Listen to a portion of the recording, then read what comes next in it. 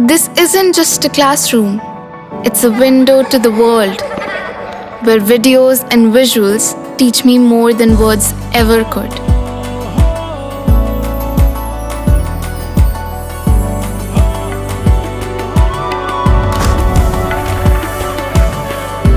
Sinkhania Educational Institute, cultivating knowledge. Uttar Pradesh में पंचायत चुनाव और विधानसभा चुनाव से पहले भारतीय जनता पार्टी ने बड़ा फेरबदल किया है। बताया जा रहा है कि भारतीय जनता पार्टी ने 11 जिलों के जिलाध्यक्ष बदल दिए हैं। वहीं कई जिलों में जिलाध्यक्ष को लेकर पेच फंसा हुआ है। पूरी अपडेट के लिए हम सीधे फोन लाइन से जुड़ते हैं इंडिया के editor in chief doctor Pankaj Singh Gaur ji के पास। तो सर, भारतीय जनता पार्टी ने बड़ा फेरबदल किया है, 11 जिलों के जिलाध्यक्ष बदले हैं। अभी कई जिलों में पेच फंसा हुआ है। जो प्रदेश अध्यक्ष है पंकज चौधरी, उन्होंने एक सूची जारी की है जिलाध्यक्षों की, किसे कमान सौंपी गई है 11 जिलों की और कौन कौन से वो जिले हैं सर? देखिए प्रांशु, आपको बता दें कि भारतीय जनता पार्टी संगठन की दृष्टि से जानी जाती है, पहचानी जाती है। ये कहा जाता है कि भारतीय जनता पार्टी का संगठन सबसे मजबूत है। ऐसे में इस बार जो चुनाव की प्रक्रिया थी उसमें भारतीय जनता पार्टी का संगठन जो है वो कहीं ना कहीं उतना मजबूत इसलिए नहीं दिखाई दिया क्योंकि प्रदेश अध्यक्ष का चुनाव प्रक्रिया हो, जिलों में जो है जिला अध्यक्ष की चुनने की प्रक्रिया हो या फिर उनके मंडल अध्यक्ष चुनने की प्रक्रिया हो, बहुत लेट हुआ और इसको लेकर तमाम भारतीय जनता पार्टी के कार्यकर्ताओं में असंतोष भी देखने को मिला। अब ऐसे में इस बीच जो खबर आई वो सबसे बड़ी खबर ये है कि यूपी में भारतीय जनता पार्टी ने 11 जिला अध्यक्षों का ऐलान कर दिया है। पार्टी के प्रदेश के मुखिया पंकज चौधरी ने इस तरीके का ऐलान किया है, लेकिन अभी भी 3 ऐसे जिले हैं जिनमें प्रधानमंत्री नरेंद्र मोदी का संसदीय क्षेत्र वाराणसी भी शामिल है, जहां पर अभी पेच फंसा हुआ है। अगर बात करें तो अब तक 95 जो जिला अध्यक्ष हैं उनकी घोषणा भारतीय जनता पार्टी कर चुकी है और जबकि संगठन की दृष्टि से 98 जो है जिले भारतीय जनता पार्टी के आते हैं। ये 98 जिले क्यों आते हैं, बहुत सारे लोग जानना चाह रहे होंगे। क्योंकि जो महानगर हैं उनमें पार्टी जो है महानगर का अध्यक्ष अलग बना घोषित करती है और जिले का अध्यक्ष अलग घोषित करती है।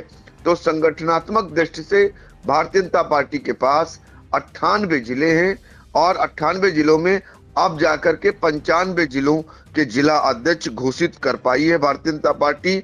तो इसके जरिए चूंकि आने वाले समय में 2027 में विधानसभा का चुनाव है, तो संगठन की दृष्टि से भारतीय जनता पार्टी अभी से जिलों में जो मजबूती है वो बनाना चाह रही है। तो पंकज चौधरी ने ये घोषित करके एक तरीके से सक्रिय कर दिया है उन जिलों में जहां पर अभी तक जिला अध्यक्ष घोषित नहीं हो पाए थे। ऐसे में अब हर कोई जानना चाह रहा होगा कि इनमें से ब्राह्मण कुल कितने हैं, ओबीसी कोटे के कितने हैं। तो ब्राह्मण 24 ऐसे जिला अध्यक्ष हैं जो घोषित किए गए हैं अब तक और 35 ओबीसी कोटे के जिला अध्यक्ष घोषित किए जा चुके हैं। तो सामान्य वर्ग में अगर देखा जाए तो 51 जिला अध्यक्ष शामिल हो गए हैं और सामान्य वर्ग में सबसे अधिक 24 मैंने आपको बताया ब्राह्मण हैं, उसके बाद 14 ठाकुर हैं, 5 कायस्थ हैं, 6 वैश्य हैं, जबकि ओबीसी में 35 और अनुसूचित जाति के 9 जिला अध्यक्ष हैं।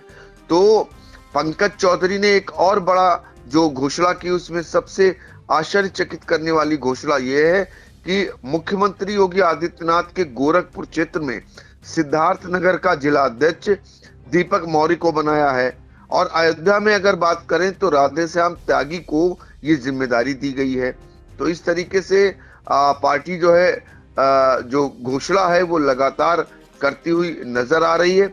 सबसे बड़ी बात यह है कि जो ब्राह्मणों की नाराजगी के मद्देनजर पार्टी में सबसे ज्यादा ब्राह्मणों को मौका दिया गया है। अगर आप सूची देखें तो उस सूची के अनुसार यही फिलहाल परिलक्षित होता है।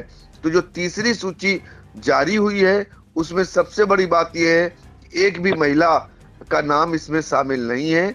जिला अध्यक्षों की मतलब इस तीसरी सूची में 16 मार्च 2025 को जारी सूची में जबकि 5 महिलाएं शामिल थीं और 26 नवंबर 2025 को जो जारी दूसरी सूची थी उसमें भी 3 जो है कार्यकर्ताओं को जिला अध्यक्ष बनाया गया था।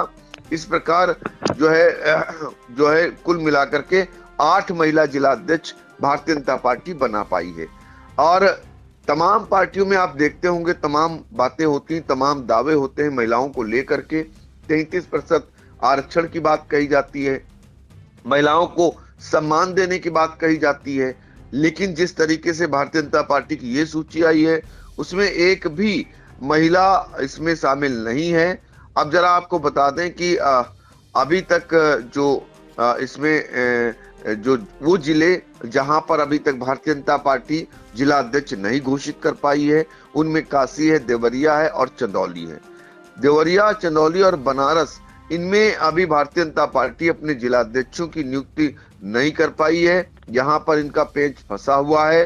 चंदौली भाजपा के संगठन चुनाव प्रभारी और पूर्व प्रदेश अध्यक्ष डॉक्टर महेंद्र नाथ पांडे का ये जिला है, जबकि बनारस में जिला अध्यक्ष की नियुक्ति का निर्णय प्रधानमंत्री नरेंद्र मोदी के स्तर से होता रहा है और होना है, तो यहाँ भी पेच फंसा हुआ है। इसी तरह देवरिया में सांसद शशांक मणि त्रिपाठी, विधायक सलभ मणि त्रिपाठी सहित अन्य विधायकों के बीच सहमति नहीं बनने के कारण नियुक्ति यहाँ पर अटकी हुई है, ये चर्चाएं आ रही हैं। तो कुल मिलाकर के अभी 3 ऐसे जिले हैं जहां पर पार्टी प्रत्याशी घोषित नहीं कर पाई है। अब जरा देखें, अगर बात करें तो कौन कहां से घोषित हुआ है, तो जो 11 घोषणा हुई है वो हर कोई जानना चाह रहा होगा। तो जो सूची है उसके मुताबिक शामली में रामजी लाल कश्यप और अमरोहा में उदयगिरी गोस्वामी, सहारनपुर में अजीत सिंह राणा, बागपत में नरेश शर्मा, पीलीभीत में गोपाल प्रसाद मौर्य, लखीमपुर खीरी यहाँ अरविंद गुप्ता, गोंडा इकबाल बहादुर तिवारी, अयोध्या जिले में राधेश्याम त्यागी और अयोध्या महानगर में कमलेश श्रीवास्तव, मिर्जापुर में लाल बहादुर सरोज, सिद्धार्थनगर में दीपक मौर्य, इनके नामों की घोषणा जिला अध्यक्ष के तौर पर की गई है। और आपको बता दें, अब इनमें से कुछ जिला अध्यक्षों के बारे में अगर आपको जानकारी करनी है तो जैसे अगर हम पीलीभीत की बात करें तो यहां से घोषित किए गए गोकुल प्रसाद मौर्य जो जिला अध्यक्ष घोषित हुए हैं, ये पिछले नगरपालिका चुनाव में जो है अध्यक्ष पद के टिकट की दावेदारी इन्होंने की थी। वर्तमान में ये सभासद हैं और जिला उपाध्यक्ष पद पर भी रह चुके हैं, यानी संगठन का इन्हें अनुभव है और सभासद रह चुके हैं, लेकिन इन्हें टिकट नगरपालिका परिषद का नहीं मिला था। ये कुल मिलाकर के ये इनका, और इनके अगर करीबी की बात करें तो केशव प्रसाद मौर्य जो डिप्टी सीएम हैं उनके ये करीबी माने जाते हैं। तो इस तरीके से पीलीभीत में ओबीसी समीकरण साधने की रणनीति के रूप में इन्हें देखा जा रहा है। इसी तरीके से अगर बात करें अमरोहा की तो उदयगिरी गोस्वामी जो कि संघ और भाजपा संगठन से पिछले 4 दशक से भी ज्यादा समय से जुड़े हुए हैं, 1989 में भाजपा के जिला महामंत्री रह चुके हैं। विपक्ष में रहते हुए भी उन्होंने संगठन का साथ नहीं छोड़ा। साथ ही वह पूर्व प्रदेश अध्यक्ष भूपेंद्र चौधरी के साथ पश्चिमी क्षेत्रीय कमेटी के 2 बार सदस्य रहे, यानी इन्हें भी संगठन का बड़ा अनुभव है। इसी तरीके से दीपक मौर्य की बात करें जो सिद्धार्थनगर के जिला अध्यक्ष बनाए गए हैं, अभी तक वो उपाध्यक्ष रहे थे, अब उन्हें जिला अध्यक्ष बनाया गया है, यानी इनको भी कमान सौंपी गई है। संगठन की दृष्टि से ये मजबूत हैं, इसलिए चूंकि पहले से ही जिम्मेदारी निभाते आ रहे थे। इसी तरीके से इकबाल बहादुर तिवारी ये गोंडा में बेलसर विकास खंड के परसदा गांव के रहने वाले हैं। तीसरी बार भाजपा जिला अध्यक्ष इन्हें नियुक्त किया गया है। आप ऐसे ही समझ लीजिए संगठन की दृष्टि से कितना महत्वपूर्ण है, और इनको तीसरी बार कमान सौंपी गई है। इससे पहले वे 2007, 2009 और 2013 से 15 तक जिला अध्यक्ष रहे हैं। तो ये बेलसर ब्लॉक के पूर्व भाजपा के ब्लॉक प्रमुख भी रह चुके हैं, तो इन्हें भी कुल मिलाकर के अनुभव है। हालांकि इनके बारे में ये भी कहा जाता है कि 2023 के निकाय चुनाव के दौरान इन्हें पार्टी विरोधी गतिविधियों के आरोप में 6 साल के लिए निष्कासित कर दिया था। उन पर भाजपा प्रत्याशी के खिलाफ दूसरे प्रत्याशी को खड़ा करने का आरोप था। तो आप सोचिए कि इनको निष्कासित किया गया था पार्टी से, फिर से इनका निष्कासन वापस लिया गया और अब गोंडा जिला अध्यक्ष की जिम्मेदारी इकबाल बहादुर तिवारी को दी गई है। तीसरी बार ये जिला अध्यक्ष बनाए गए हैं। इसी तरह बागपत की बात करें तो नीरज शर्मा यहाँ के जिला अध्यक्ष घोषित किए गए हैं। ब्राह्मण वर्ग के प्रमुख चेहरों में इनकी पहचान होती है और ये पूर्व में जिला अध्यक्ष रह चुके हैं। ये 2007 और 2012 में भाजपा के टिकट पर विधानसभा चुनाव भी लड़ चुके हैं। भाजपा युवा मोर्चा के जिला अध्यक्ष, प्रदेश कार्यकारिणी सदस्य और खेलकूद प्रकोष्ठ के प्रदेश संयोजक जैसे पदों पर भी कार्य कर चुके हैं। यानी इन्हें संगठन की दृष्टि से लंबा चौड़ा अनुभव है। ऐसे में नीरज शर्मा को बागपत की जिम्मेदारी सौंपी गई है। अब मिर्जापुर की अगर बात करें तो लाल बहादुर सरोज जो है, ये इनकी बात करते हैं तो ये दरअसल नया जिला इन्हें घोषित किया गया है। करीब 8 साल पहले ये भाजपा से जुड़े थे। जिला कमेटी में मंत्री पद की जिम्मेदारी निभा चुके हैं। वे एक जूनियर हाई स्कूल के प्रबंधक भी हैं और संगठन में सक्रिय भूमिका निभाते आ रहे हैं। तो कुल मिलाकर के इनके बारे में कहा जाता है कि निवर्तमान जिला अध्यक्ष ब्रजभूषण शरण सिंह की टीम में ये शामिल रहे। तो ये है पहचान उन जिला अध्यक्षों की जिन्हें जिम्मेदारी दी गई है। संगठन की दृष्टि से लगभग सभी अनुभव रखते हैं। तो भारतीय जनता पार्टी ने अपनी टीम को पूरी तरीके से उतार दिया है। उत्तर प्रदेश में एक समान 3 जिला अध्यक्षों की अभी नियुक्ति होनी बाकी है, बाकी सबको उतार दिया गया है। ऐसे में ये माना जा रहा है कि 2027 विधानसभा चुनाव की दृष्टि से ये सभी नियुक्तियां की गई हैं। अब देखना होगा 3 जिला अध्यक्ष जो बचे हैं वो कब तक जो है घोषित किए जाते हैं।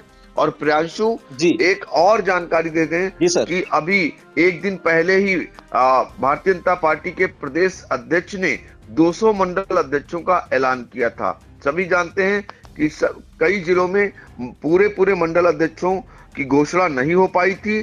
तो 200 मंडल अध्यक्ष की जब सूची आई तो ये मान लिया गया था कि बहुत जल्द जहां पर रिक्त जिला अध्यक्ष हैं उनकी भी सूची भारतीय जनता पार्टी जारी कर देगी और वो आते ही एक समान उन जिलों में भारतीय जनता पार्टी के कार्यकर्ताओं ने होली मना ली है, क्योंकि नए जिला अध्यक्ष के स्वागत में रंग गुलाल उड़ा करके उन्हें बधाई देने का सिलसिला भी यहाँ पर तेज हो चला है। जी बिल्कुल। तो भारतीय जनता पार्टी ने जो है 98 में से 95 जिला अध्यक्षों की जो है घोषणा कर दी है उत्तर प्रदेश में। और जो तीसरी सूची जारी हुई है, जो प्रदेश अध्यक्ष हैं भाजपा के पंकज चौधरी, उन्होंने जो जारी की है उसमें शामली, अमरोहा, सहारनपुर, बागपत, पीलीभीत, लखीमपुर खीरी, गोंडा, अयोध्या जिला, अयोध्या महानगर, मिर्जापुर और सिद्धार्थनगर के जिला अध्यक्षों की घोषणा की है। और जो सीतापुर का पड़ोसी जनपद है लखीमपुर खीरी, वहां पर अब अरविंद गुप्ता को भाजपा जिला अध्यक्ष पद की कमान सौंपी गई है। तो फिलहाल पंचायत चुनाव और विधानसभा चुनाव से पहले भारतीय जनता पार्टी पूरी तरह तैयार है और अपनी टीम को रणक्षेत्र में उतारने की पूरी तैयारी कर ली है। सर, इन तमाम जानकारियों के लिए आपका बहुत बहुत धन्यवाद।